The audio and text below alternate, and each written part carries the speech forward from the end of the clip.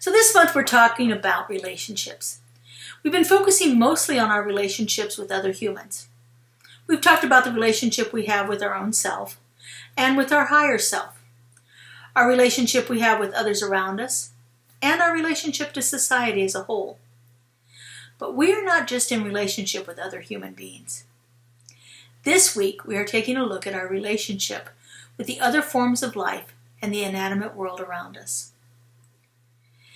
In the past 50 years or so, we've seen a greater focus on how we as human beings interact with the world around us. To a certain extent, most of us have become more environmentally conscious, more globally aware of how what we do in one location affects others in far distant locations, and how the impact we have on our Earth is actually extending beyond us out into the cosmos. For far too long, we have only focused on what's happening on our own little piece of this earth that we inhabit. And the push towards environmental concerns has ebbed and flowed throughout my lifetime. I've seen the effects of overpopulation, of pollution, of irresponsible agriculture and manufacturing, and a wide range of other practices that have been detrimental to our environment. And I know I've participated in some of these practices through my consumerism, through my habits, through my beliefs. And I know I'm not unique in this. I'd like to think that I'm better at looking out for the earth than most people are, but like most people, I sometimes fall back on doing what's convenient instead of doing what's right. I think much of our human behavior is because we feel so disconnected from nature. We feel disconnected from the world around us. We believe that the world around us is to be used for our convenience, to be manipulated in a way to make us more comfortable. We seem to have a belief that because we have this superior intellect, because we are living, breathing, moving beings, that we are the users of the earth and not the cohabitants with it. It might seem like we think that the natural world around us is only here for our benefit. Much of today's world and the challenges that we experience reflect that point of view. Science has proven over and over again that the basic elemental structure of our body is the same basic elemental, or even atomic, structure of everything else in existence. Everything in nature has the same molecular and atomic components as we do. We live in a carbon, oxygen, hydrogen-based world. We inhabit carbon, oxygen, hydrogen-based bodies. The elements are basically the same. Everything's just been combined in a different way. In our principle of the month, we state that we are all individualizations of spirit in us, and that all people are individualizations of that one spirit. I think we're reaching a point in our world where we're gaining a deeper understanding that there is very little difference between any human being as far as our fundamental genetic makeup goes. No matter what race or gender, no matter where we're born or where we live, we are all pretty much identical. In fact, we are 99.9% identical. 99.9% of the genetic information in DNA is common to all human beings.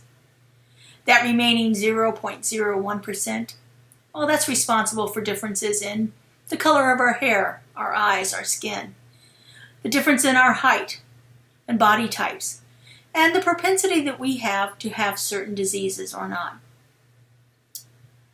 But what about the other animals? We actually share 98 to 99% of our DNA with the large apes, depending on the species. We actually share 90% of our DNA with cats, which probably explains a lot about cats.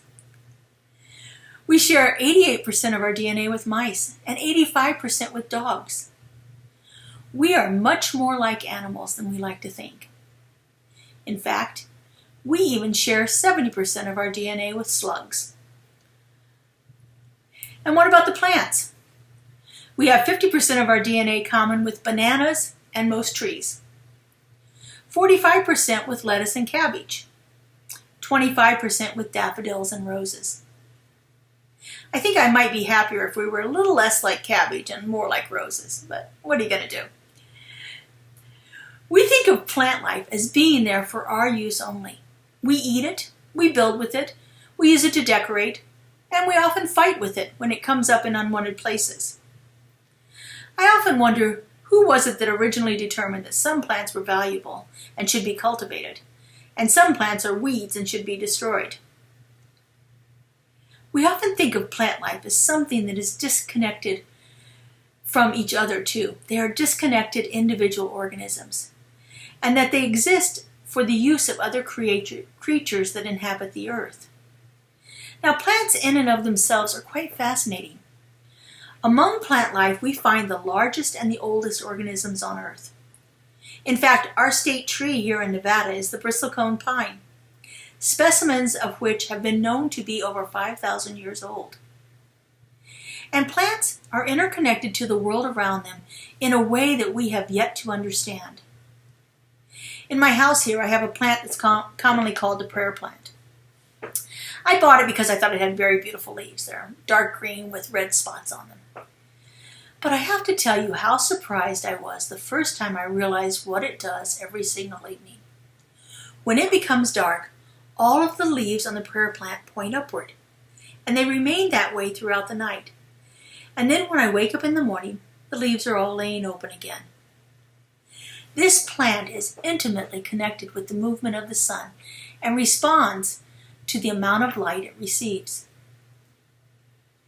5 hours from here in central Utah is the largest single organism on the earth. It also happens to be the oldest. It's an aspen grove named Pando. It is thought to have originated from a single seed deposited during the movement of the glaciers in the last ice age, and it is estimated to be over 16,000 years old. It covers over 100 acres and is thought to weigh over 6,000 tons. The 40,000 plus individual branches, or as we refer to them, trees, that make up the grove are connected by an intricate root system where the nutrients and the energy are shared among all the individual branches in this one gigantic organism. You know, this so reminds me of the movie Avatar, where life was all connected together through this intricate root system, and the inhabitants of the planet could tap into the wisdom and the energy and the healing balm of this interconnection of life.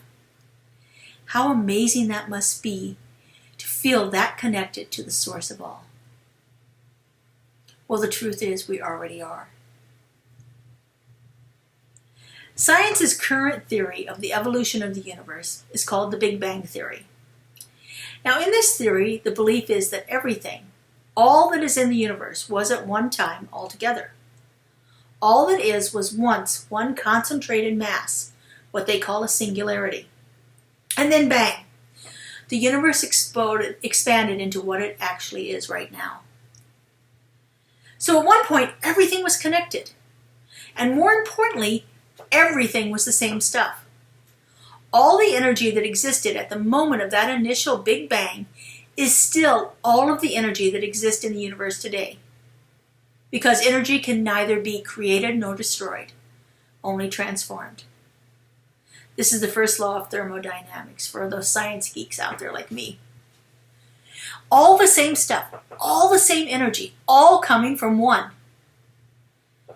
The famed astrophysicist Neil deGrasse Tyson puts it this way: we are part of this universe, we are in this universe, but perhaps more important than both those facts is that the universe is in us. The universe is in us. As human beings, we are energy inside of bodies. We are the very same energy that was in existence during that initial Big Bang. It is the very same energy that is in each and every one of us. We can feel that force within us. We feel it through our bodily functions of circulation of our blood, respiration as we breathe in and out, elimination, movement, and so much more. We can feel it in the functioning of our minds.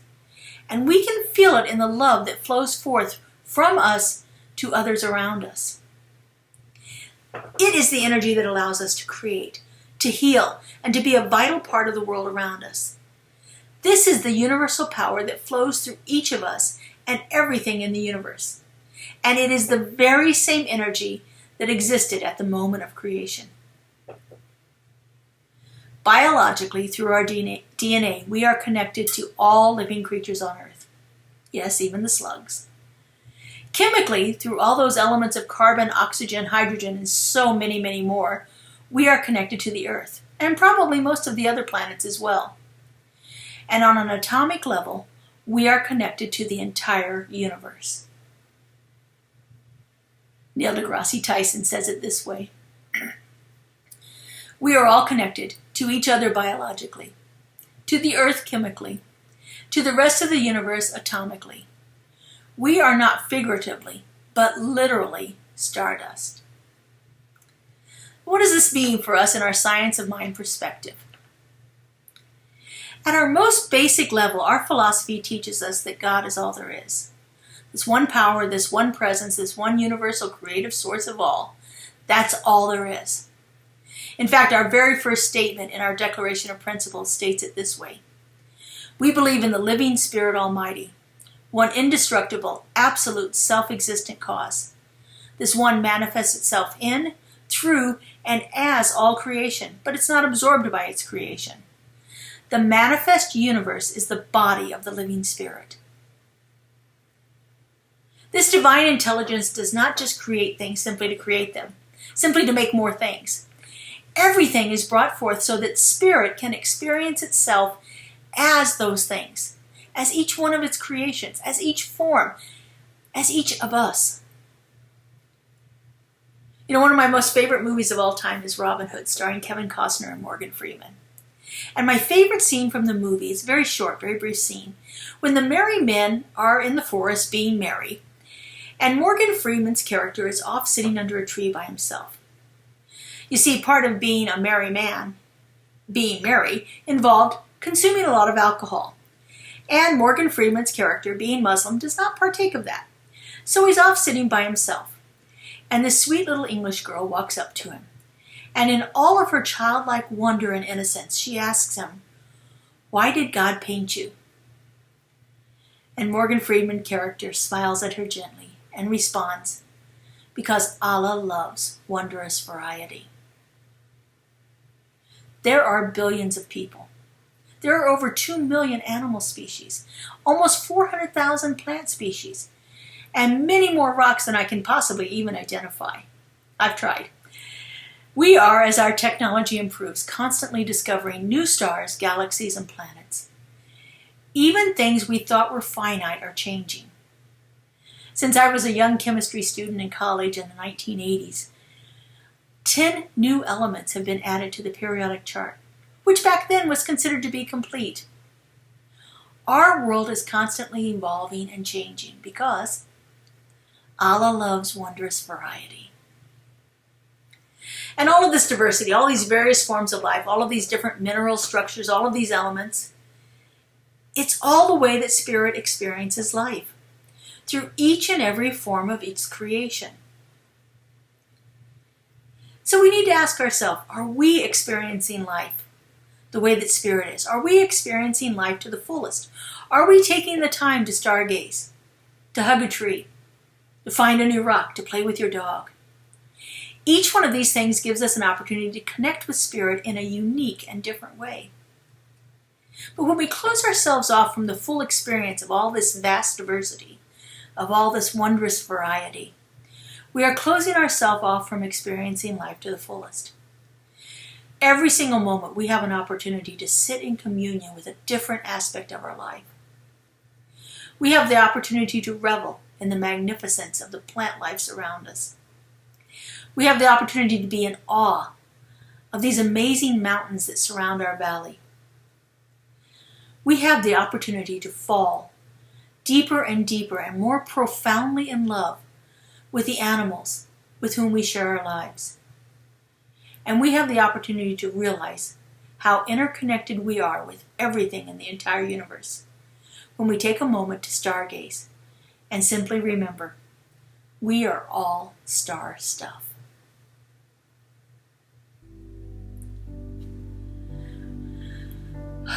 So let's join in prayer together, knowing the truth of our being, knowing what is unfolding for us here and now.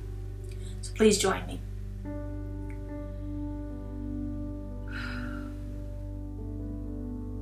And so right here and right now, I know that there is only one power, one presence, one divine creative source of all. For in the beginning was that one, and nothing else but it. And from its own energy, through its own essence, that one created. It brought forth everything into existence. Everything that has ever been, everything that is yet to be, is all a perfect emanation of that one. And because I know there's only one, I know that I am one with it.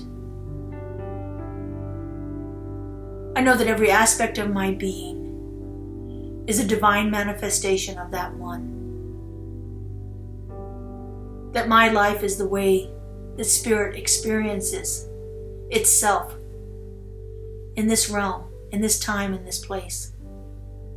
And as I know this is true for me, I know this is true for each and every one of us. In fact, for all of creation. For that's the way that Spirit shows up. Through its creation. Through each one of us. Through the plants. Through our environment. Through the majestic mountains.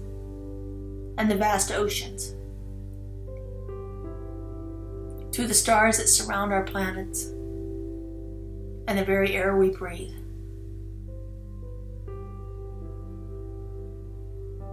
And so, knowing this, I speak my word.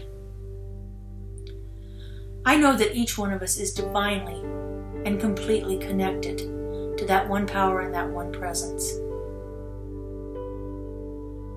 And I know that as we gain a deeper realization of this, we allow it to show up in our lives more easily, more fully, more freely. We allow this time of deep connection with that abiding presence to simply be the most magnificent, wondrous thing possible. For each one of us is that perfect emanation of the one. And that one is unfolding itself beautifully and easily and effortlessly in our lives right here and right now. And I just simply give thanks for this. I'm so grateful to know this power and this presence. So grateful to know that it is happening right here and right now in each and every one of us.